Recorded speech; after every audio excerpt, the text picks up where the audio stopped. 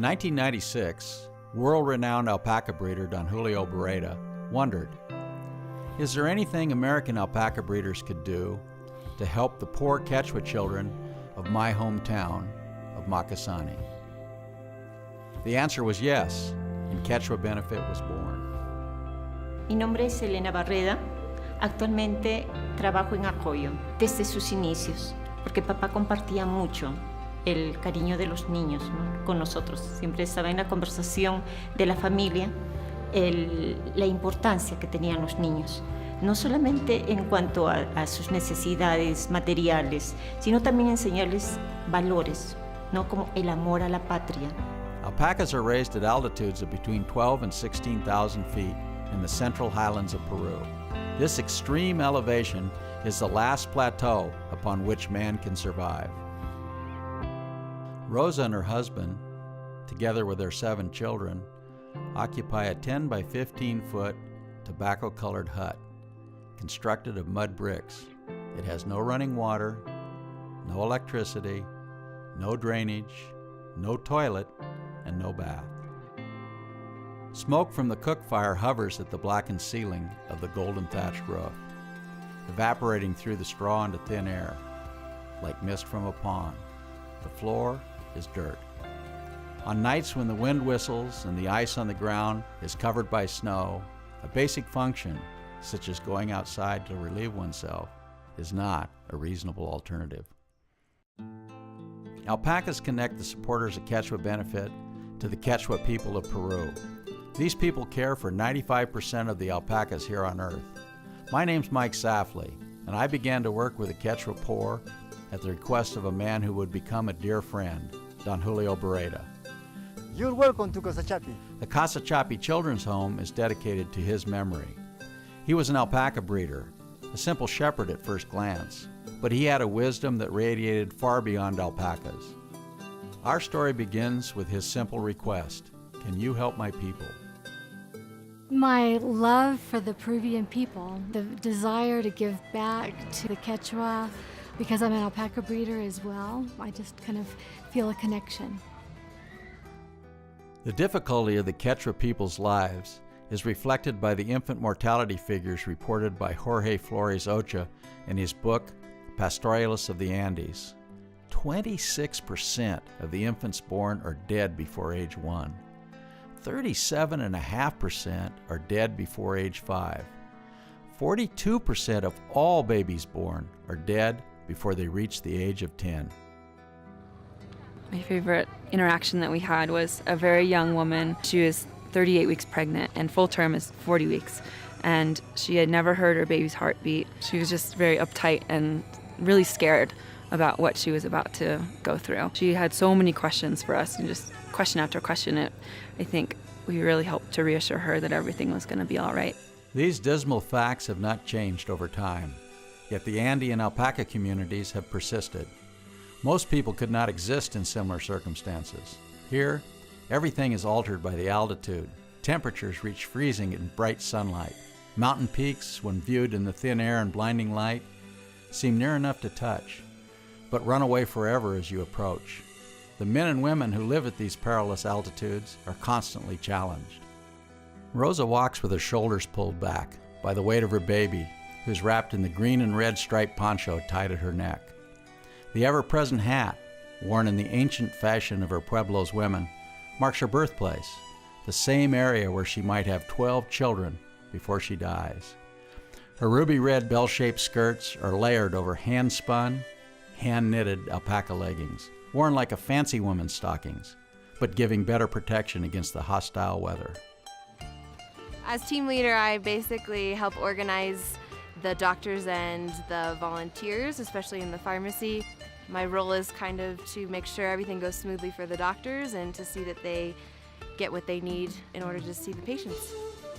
Mario and I cut a water bottle in half, cut the top off, taped around the top and cut a little nose piece off, put the inhaler in and put it on the baby's face, kind of like a mask, and we're able to spray the albuterol inhaler like a spacer device, and it worked like a gem. It was wonderful. And so I think Mom may have thought we were crazy, but that's okay. It worked. Teams of doctors, dentists, surgeons, optometrists, and caring alpaca breeders have been returning to Peru ever since that first mission in 1996. In 2013, a mission team visited an area so remote that the patients could not remember ever having any gringos pass through before. We were in high country in the heart of alpaca breeding, very remote, very isolated, very hard to get to, and very cold. But it was definitely worth the effort to get out there and to meet the people. The road was like right there, and you're like, ooh, everybody moved to the right, because we thought we were going to go over the side, but it was an interesting drive. I loved the trip to the highlands, but it was hair-raising at times. The people up there are so tough. I just admire them so much.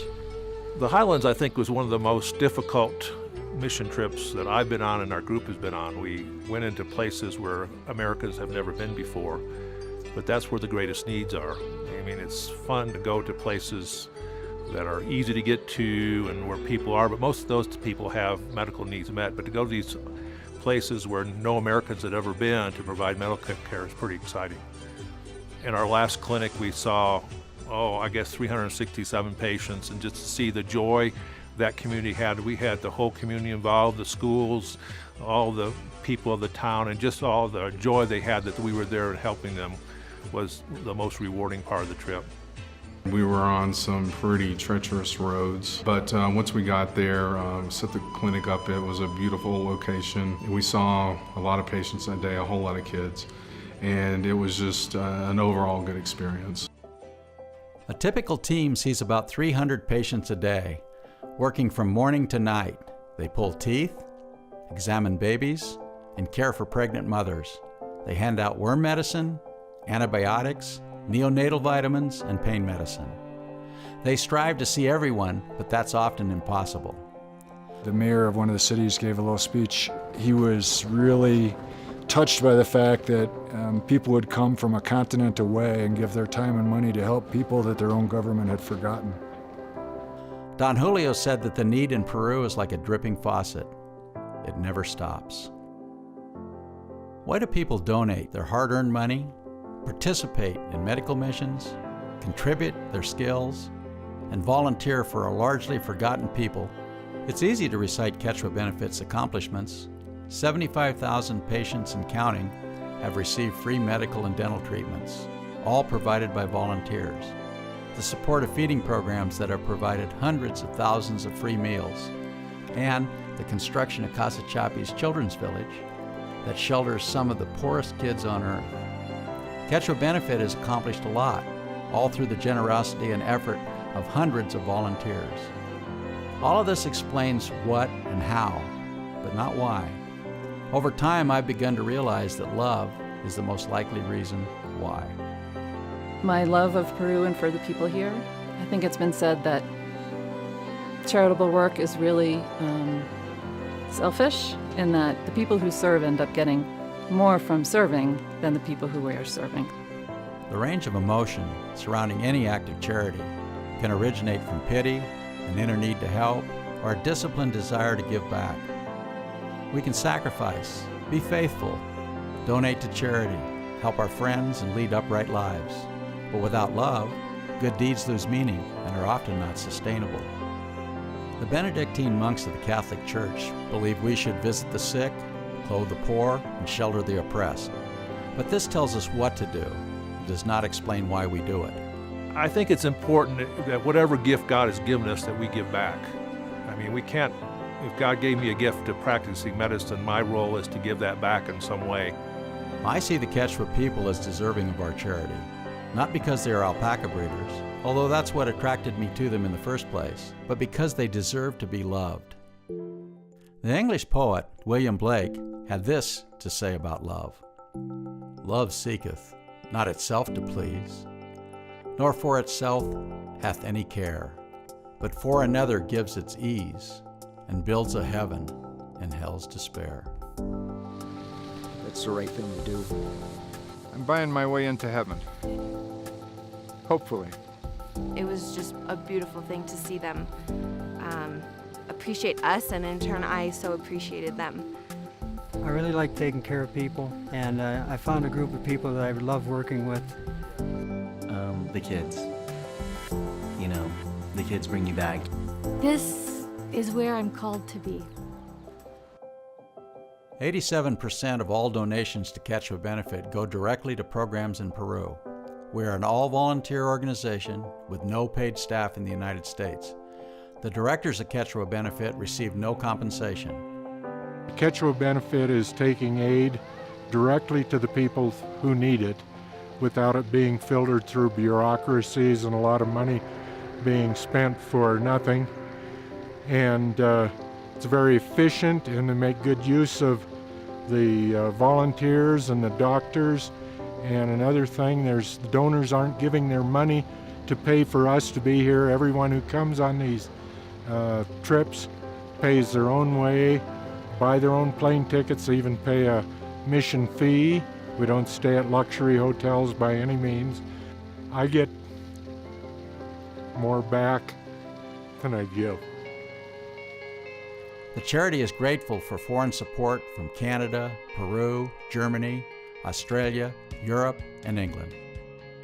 Quechua Benefit believes that volunteers and donors will continue to contribute as long as they feel the love that's generated by their gifts of time and treasure. We invite you to join with us and help turn love into hope for the Quechua children of Peru.